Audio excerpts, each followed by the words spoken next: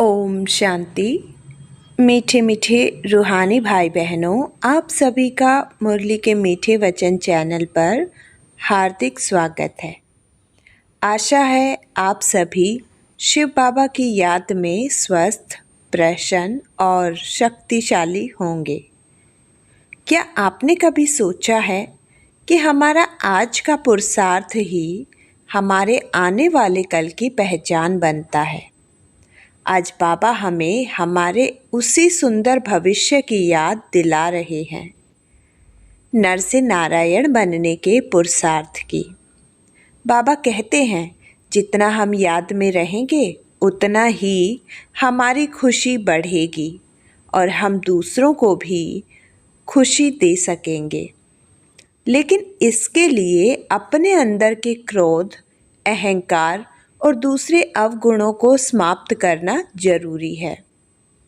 तो आइए आज की मुरली में बाबा से समझते हैं कि कैसे अपने वर्तमान को श्रेष्ठ बनाकर अपने सुंदर भविष्य की तैयारी करें और माता पिता को फॉलो करते हुए ऊंचा पद प्राप्त करें। आइए प्रेम से सुनते हैं 14 अगस्त 2026 की अमृत वाणी। लेकिन उससे पहले सच्चे दिल से बाबा को याद करके कमेंट में ओम शांति ज़रूर लिखिएगा और बताइएगा ज़रूर कि आप कहाँ से यह मुरली सुन रहे हैं। मीठे बच्चे, रोज़ अपने आप से पूछो कि मैं आत्मा कितना शुद्ध बना हूँ। जितना शुद्ध बनेंगे उतना खुशी रहेगी, सेवा करने का उमंग आएगा। प्रश्न, हीरे जैसा श्रेष्ठ बनने का पुरुषार्थ क्या है? उत्तर, देही अभिमानी बनो, शरीर में जरा भी मोह न रहे, फिक्र से फारिग हो, एक बाबा की याद में रहो। यही श्रेष्ठ पुरुषार्थ हीरे जैसा बना देगा। अगर देह अभिमान है तो समझो अवस्था कच्ची है, बाबा से दूर हो। तुम्हें इस शरीर की संभाल भी करनी है, क्योंकि इस शरीर में रहते कर्मातीत अवस्था को पाना है। गीत, मुखड़ा देख ले प्राणी। ओम शांति। बाप बच्चों को समझाते हैं कि जिसके योग्य बल से पाप कटते हैं उनको खुशी का पारा चढ़ जाता है। अपनी अवस्था को आपे ही बच्चे जान सकते हैं। जब अवस्था अच्छी होती है तो सर्विस का शौक भी बहुत अच्छा होता है। जितना जितना शुद्ध होते जाएंगे उतना औरों को भी शुद्ध अथवा योगी बनाने का उमंग आएगा, क्योंकि तुम राजयोगी व राज ऋषि हो। हठयोग ऋषि तत्व को भगवान मानते हैं, राजयोग ऋषि भगवान को बाप मानते हैं।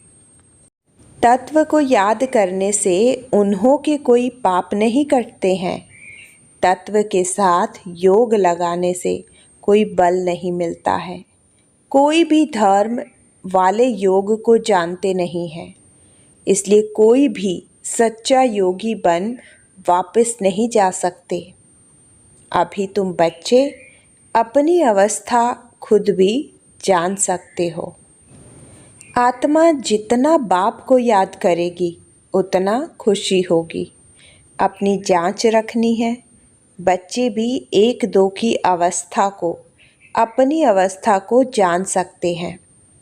देखना है हमारा कोई शरीर में भान तो नहीं है। देह अभिमान है तो समझो हम बहुत कच्चे हैं, बाबा से बहुत दूर हैं। बाप फरमान करते हैं, बच्चे तुम्हें अब हीरे जैसा बनना है। बाप देही अभिमानी बनाते हैं, बाप को देह अभिमान होता नहीं। देह अभिमान होता है बच्चों को। बाप की याद से तुम देही अभिमानी बनेंगे। अपनी जांच करते रहो, हम कितना समय याद करते हैं। जितना याद करेंगे उतना खुशी का पारा चढ़ेगा और अपने को लायक बनाएंगे। ऐसे भी मत समझना कि कोई बच्चे कर्मातीत अवस्था को पहुंच गए हैं। नहीं, रेस चल रही है। रेस जब पूरी होगी तब फाइनल रिजल्ट होगा। फिर विनाश भी शुरू हो जाएगा। तब तक यह रिहर्सल होती रहेगी जब तक कर्मातीत अवस्था आ जाए। हम किसी की बुराई नहीं कर सकते। अंत में ही सबका पता पड़ेगा। अभी तो थोड़ा टाइम पड़ा है। यह दादा भी कहते हैं, मीठे बच्चे, अभी थोड़ा समय पड़ा है। इस समय एक भी कर्मातीत अवस्था को पा न सके। बीमारी आदि होती है, इसको कर्मा भोग कहा जाता है। भोगना का और किसी को पता नहीं पड़ता है, वह अंदर की पीड़ा होती है। अभी एक रस अवस्था किसी की बनी नहीं है। जितनी कोशिश करते हैं उतना विकल्प तूफान बहुत आते हैं। तो बच्चों को कितनी खुशी रहनी चाहिए। विश्व का मालिक बनना कोई कम बात है क्या? मनुष्य साहूकार है, बड़े बड़े बंगले हैं तो खुशी रहती है, क्योंकि सुख बहुत है। अभी भी तुम बाप से अथाह सुख लेते हो। जानते हो, बाबा से हम रज़ाई लेंगे। शांति में इतना खुशी नहीं होती जितनी धन में खुशी होती है। सन्यासी घर बार छोड़ जाएं, जंगल में रहते थे। कभी पैसा हाथ में नहीं रखते थे, सिर्फ रोटी लेते थे। अभी तो कितने धनवान हो गए हैं, सबको पैसे की चिंता बहुत है। वास्तव में राजा को प्रजा का ओना रहता है, इसलिए लड़ाई का सामान रखते हैं। सतयुग में तो लड़ाई आदि की बात होती नहीं। अभी तुम बच्चों को खुशी होती है, हम अपनी रज़ाई में जाते हैं। वहाँ डर की कोई बात नहीं होती, टैक्स आदि की बात नहीं। यह शरीर की फिक्रात यहाँ रहती है। गाया जाता है, फ़िक्र से फारिग स्वामी। तुम जानते हो, फ़िक्र से फारिग होने के लिए अभी हम इतना पुरुषार्थ करते हैं, फिर 21 जन्म के लिए कोई फिक्रात नहीं रहेगी। बाबा को याद करने से तुम बहुत अडोल रहेंगे। रामायण की कथा भी तुम्हारे पर है। तुम ही महावीर बनते हो। आत्मा कहती है, हमको रावण हिला नहीं सकता। वह अवस्था पिछाड़ी को आएगी। अभी तो कोई भी हिल जाएंगे, फिक्रात रहेगी। जब विश्व में लड़ाई लगेगी तब समझेंगे अब टाइम आ गया है। जितना बाप को याद करने का पुरुषार्थ करेंगे उतना फ़ायदा होगा। पुरुषार्थ करने का अभी ही समय है, फिर तो विनाश की धूमधाम होगी। अभी तो शरीर में भी मोह रहता है ना। बाबा खुद कहते हैं, शरीर की संभाल रखो, अंतिम शरीर है। इसमें ही पुरुषार्थ कर कर्मातीत अवस्था को पाना है। जीते रहेंगे, बाप को याद करते रहेंगे। बाप समझाते हैं, बच्चे जीते रहो। जितना जिएंगे उतना बाप को याद कर ऊंच वर्षा लेंगे। अभी तुम्हारी कमाई होती रहती है। शरीर को निरोगी तंदुरुस्त रखो। गफलत नहीं करनी है। खान पान की संभाल रखेंगे तो कुछ नहीं होगा। एक रस चलन से शरीर भी तंदुरुस्त रहेगा। यह अमूल्य तन है। इसमें पुरुषार्थ कर देवी देवता बनते हो तो बलिहारी इस समय की है। खुशी रहनी चाहिए। जितना बाप और वर्षे को याद करेंगे उतना नारायणी नशा चढ़ा रहेगा। बाप की याद से ही तुम ऊंचते ऊंच पद पाएंगे। देखना है हम कितना खुशी में, कितना फकूर में रहते हैं। गरीबों को तो और ही खुशी रहनी चाहिए। साहूकारों को तो धन का फिक्र रहता है। तुम्हारे में कुमारियों को तो कोई फिक्र नहीं है। हाँ, कोई के मित्र संबंधी गरीब हैं तो संभाल रखनी पड़ती है। जगाते भी रहना है। अगर नहीं जगते हैं तो फिर कहाँ तक मदद करते रहेंगे। बाबा कहते हैं ना, तुम सर्विसेबल खुद बनो व स्त्री को रूहानी सर्विस में दो। तुम हो बाबा के मददगार। मदद तो सबको करनी चाहिए ना। अकेला बाप भी क्या करेगा, कितनों को मंत्र दे। हम तुमको देते हैं, तुमको फिर औरों को देना है, कलम लगाना है। बच्चों को कहते रहते हैं जितना हो सके मददगार बनो, मंत्र देते जाओ। तुम्हारे शास्त्रों में भी है कि सबको पैगाम दिया था कि बाप आए हैं, वर्षा लेना है तो बाप को याद करो। देहधारियों को याद नहीं करो, अपने को आत्मा समझ बाप को याद करेंगे तो तुम्हारे विकर्म विनाश होंगे और वर्षा मिल जाएगा। गीता तो बहुत सुनते सुनाते हैं, उसमें प्रसिद्ध अक्षर है मन मना भव। बाप को याद करो तो मुक्ति को पाएंगे, सन्यासी भी यह पसंद करेंगे। मध्याजी भव अर्थात जीवन मुक्ति। बच्चे बाप के बनते हैं तो बाप कहते हैं बच्चे तुम्हारी आत्मा पतित है, पतित चल नहीं सकेगी। यह समझने की बातें हैं। तुम भारतवासी सतो प्रधान थे, तमो प्रधान बने, अब फिर सतो प्रधान बनना है तो बाप कहते हैं पुरुषार्थ करो तो ऊंच पद मिलेगा। भक्ति तो जन्म जन्मांतर करते आए हो, तुम जानते हो। पहले पहले अव्यभिचारी भक्ति शुरू हुई, अभी कितनी व्यभिचारी भक्ति है। शरीरों की भी पूजा होती है, वह है भूत पूजा। देवताएं फिर भी पवित्र हैं, परंतु इस समय तो सब तमो प्रधान है तो पूजा भी तमो प्रधान होती जाती है। अभी बाप को याद करना है, भक्ति का अक्षर कोई नहीं बोलना है। हाय राम, यह भी भक्ति का अक्षर है। ऐसे कोई पुकार नहीं करनी है, इसमें कुछ भी उच्चारण करने की बात नहीं। ओम शांति भी घड़ी घड़ी नहीं कहना है। शांति माना अहम आत्मा शांत स्वरूप है, सो तो है ही, इसमें बोलने की बात नहीं रहती। दूसरे कोई मनुष्य को कहेंगे ओम शांति, वह तो अर्थ जरा भी नहीं समझेंगे। वो लोग तो ओम की बड़ी बड़ी महिमा करते हैं, तुम तो अर्थ समझते हो, फिर ओम शांति कहना भी फालतू है।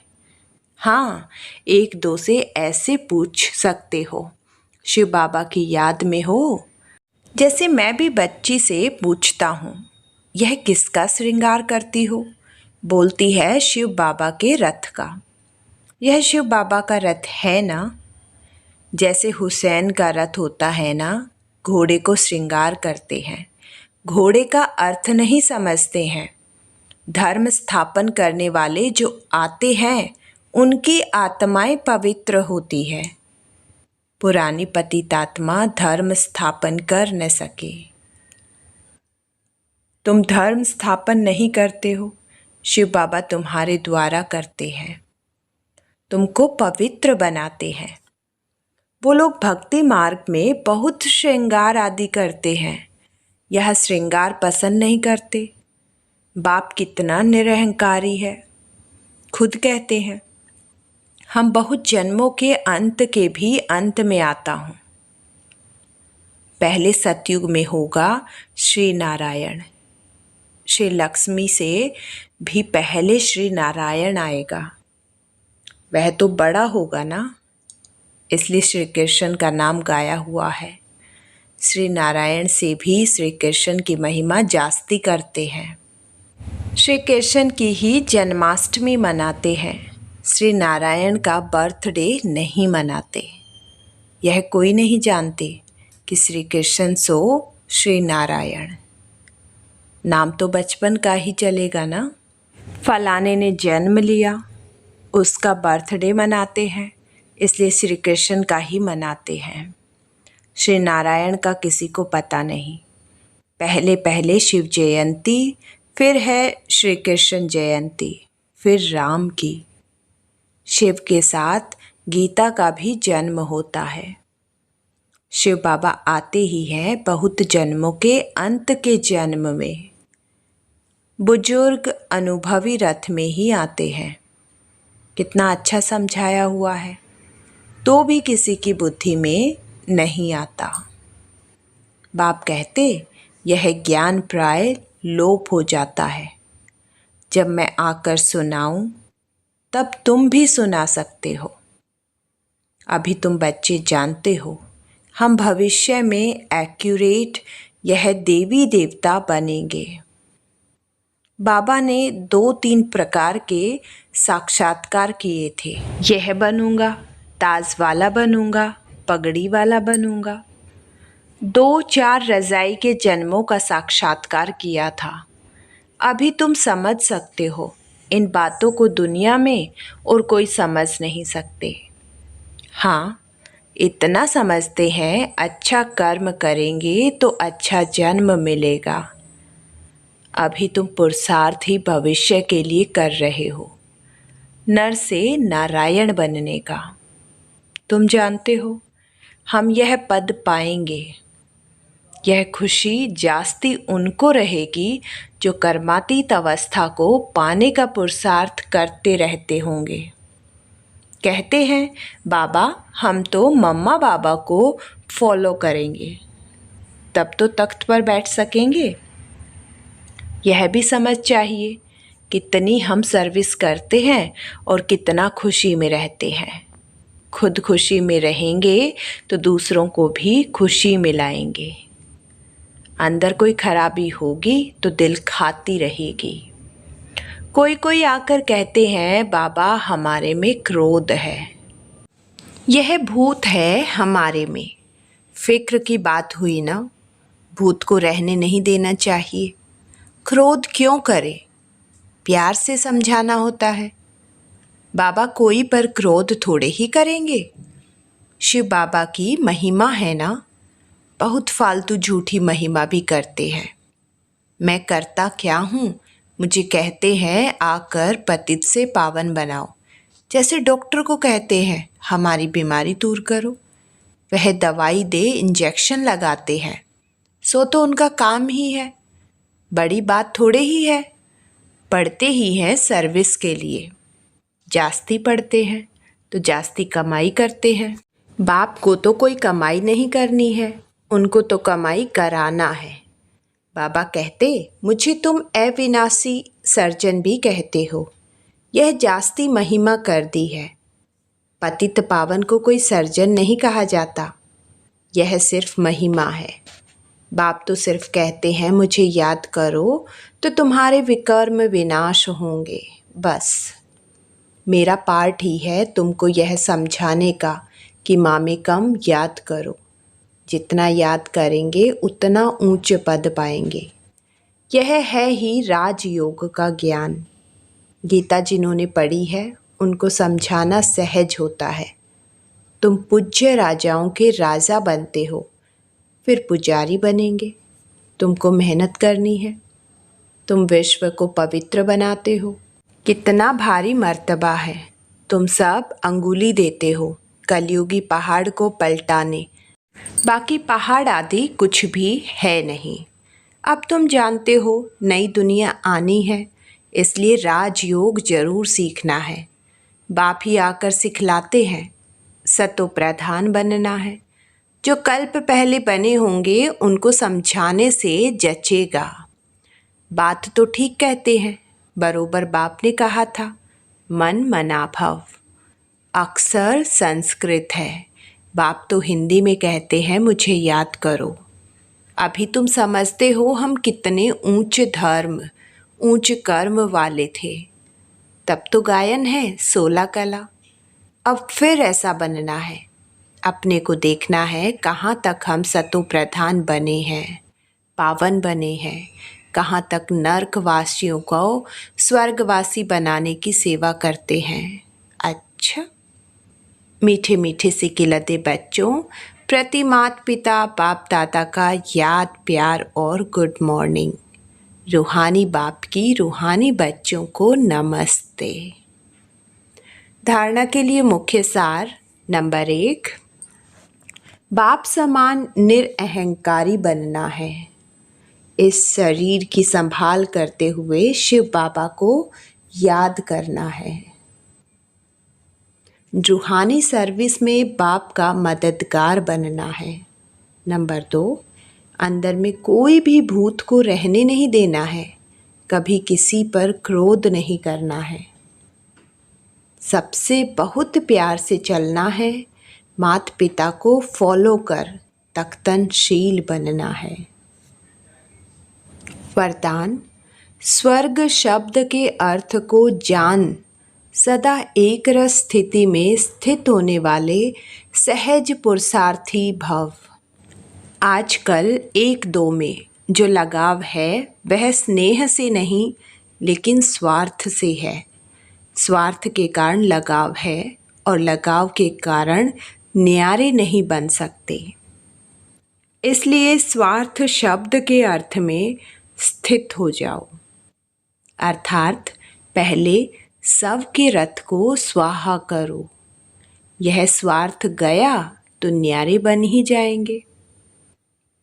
इस एक शब्द के अर्थ को जानने से सदा एक के और एक रस बन जाएंगे। यही सहज पुरुषार्थ है। स्लोगन, फरिश्ता रूप में रहने से कोई भी विघ्न अपना प्रभाव डाल नहीं सकता। अव्यक्त इशारे, अपवित्रता के बीज को भी समाप्त कर संपूर्ण स्वच्छ पवित्र बनो। संपूर्ण पवित्रता आप ब्राह्मणों का श्रृंगार है। सदा श्रृंगार की हुई मूर्त अर्थात सदा पवित्र स्वरूप में स्थित रहे बेहद की स्टेज पर हीरो पार्ट बजाओ। सदा ब्रह्मचारी अर्थात संकल्प में भी किसी प्रकार की अपवित्रता वृत्ति को चंचल नहीं बनाए। वृत्ति की चंचलता भी रजिस्टर को दागी बना देती है। इसलिए वृत्ति से भी सदा ब्रह्मचारी बनो। तो आज की मुरली हमें एक बहुत ही सुंदर याद दिलाती है। जिस भविष्य का हम सपना देखते हैं उसकी तैयारी हमें आज ही अपने कर्मों और अपनी स्थिति से करनी है। बाप कहते हैं, क्रोध जैसे किसी भी अवगुण को अपने अंदर ठहरने नहीं देना है।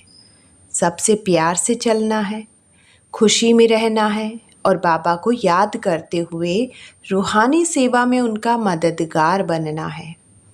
तो आज अपने आप से एक छोटा सा संकल्प करें, मुझे अपने अंदर के हर अवगुण को समाप्त कर बाबा के समान निरअहंकारी और पवित्र बनना है। आपको आज की मुरली से कौन सी बात सबसे अच्छी लगी? कमेंट में एक सीख जरूर लिखिए ताकि हम सब एक दूसरे को भी उस सीख पर चलने की प्रेरणा दे सके। और अगर आपको लगता है कि यह ज्ञान किसी और के जीवन में भी खुशी और शक्ति ला सकता है तो मुरली को अपने भाई बहनों के साथ ज़रूर शेयर कीजिए।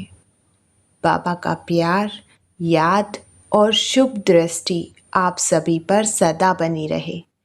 फिर मिलेंगे ऐसी ही एक और सुंदर मुरली की सीख के साथ। ओम शांति।